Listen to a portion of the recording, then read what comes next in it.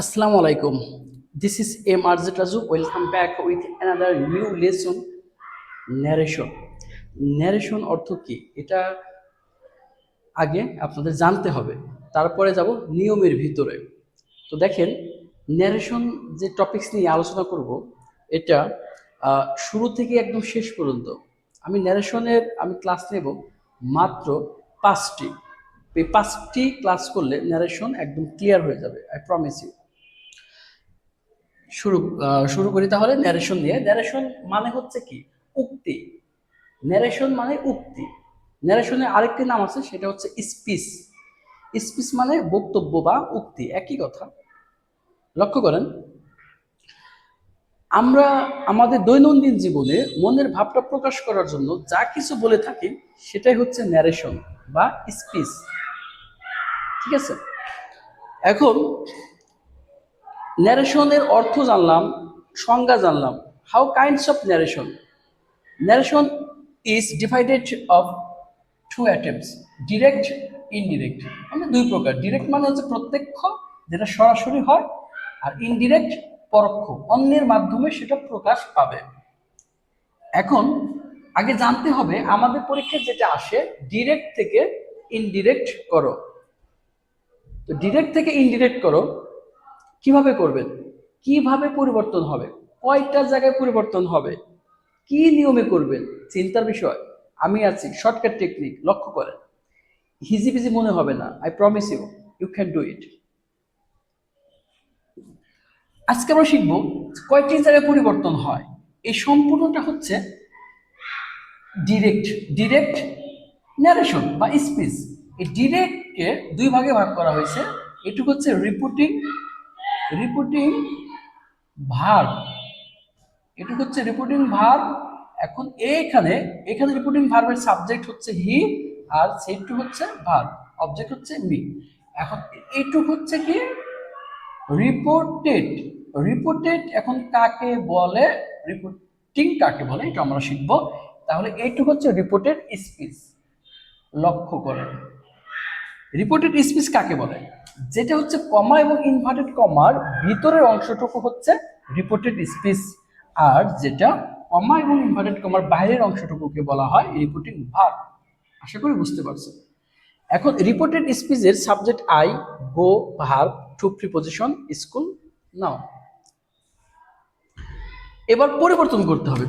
এটা ডিরেক্ট থেকে আমরা করব ইনডিরেক্ট যখন করব তখন জানতে হবে আমার কয়টি জায়গায় পরিবর্তন হবে, কি কি পরিবর্তন হবে না। জাস্ট এই কয়টা নিয়ম জানলে ন্যারেশন একদম ক্লিয়ার। হি আছে, হির কোনো পরিবর্তন হবে না। হি আছে, হি লিখলাম। সেট টুর জায়গায় পরিবর্তন হবে, কিন্তু সেট টুর জায়গায় পরিবর্তন হবে, আমরা সেট টুর জায়গায় পরিবর্তন করব। কয় জায়গায় পরিবর্তন হবে, কিভাবে পরিবর্তন হবে, কি অনুসারে পরিবর্তন হবে? সেট টু একমাত্র সেন্টেন্স অনুসারে পরিবর্তন হবে। সেন্টেন্সটা কি? এই যে রিপোর্টেড স্পিচ, সেট টু পরিবর্তন হবে। এই যে এখানে কোন সেন্টেন্স আছে, এই সেন্টেন্সটা ভালো করে আগে জানতে হবে। আই গো টু স্কুল, এটা হচ্ছে অ্যাসার্টিভ সেন্টেন্স। যদি অ্যাসার্টিভ সেন্টেন্স হয় সেক্ষেত্রে সেট টুর জায়গায় হবে টোল্ড। তাহলে এটা এক জায়গায় পরিবর্তন হয়। আর কোন জায়গায় পরিবর্তন হবে? এখানে পরিবর্তন হবে না। ইনভার্টেড কমার জায়গায় হবে কি? দ্যাট। এইখানে যে দ্যাট লিখবো, এটা এটা কোন কোন ক্ষেত্রে এবং কি অনুসারে পরিবর্তন হয়, এটাও কিন্তু সেন্টেন্স আকারে পরিবর্তন হয়।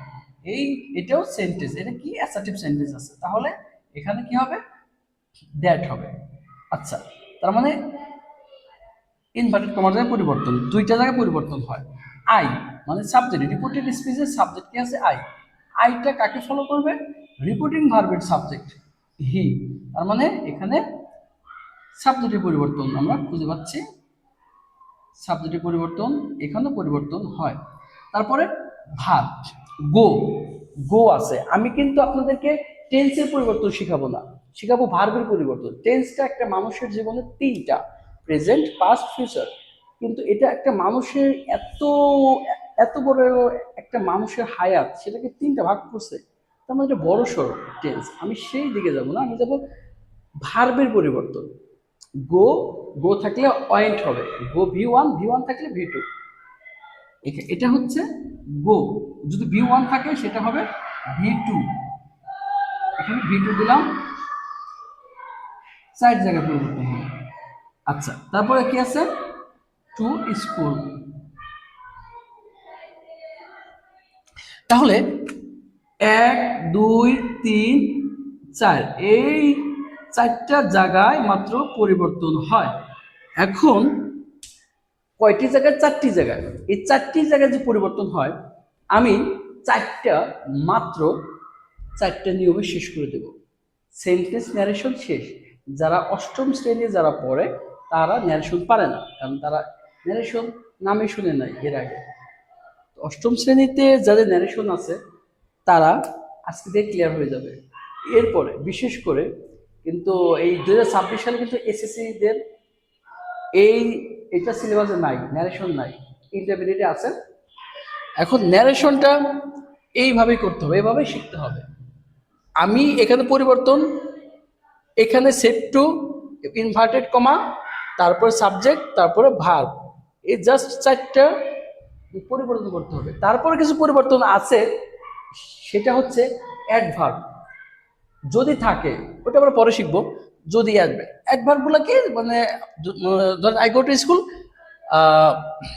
এভরিডে, ঠিক আছে, এভরিডে এরকম যদি থাকে সেই ক্ষেত্রে কি হবে, ওইগুলোর একটু পরিবর্তন হবে, কিন্তু সবসময় থাকে না, বেসিক্যালি 4টা থাকে। এই 4টার জায়গায় কি কি হবে সেটাই আমরা শিখবো এই 4টা নিয়মে।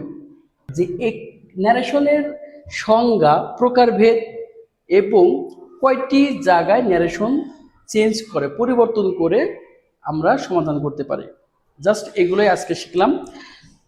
তো পরবর্তী ক্লাসে আমরা পর্যায়ক্রমে 1 2 3 4টা এই 4 জায়গায় পরিবর্তন হয়, কিভাবে পরিবর্তন করা যায় সেটা আমরা শর্টকাট টেকনিক শিখবো। সাথে থাকুন, সঙ্গে থাকুন, ভালো থাকুন, সুস্থ থাকুন। আসসালামু আলাইকুম।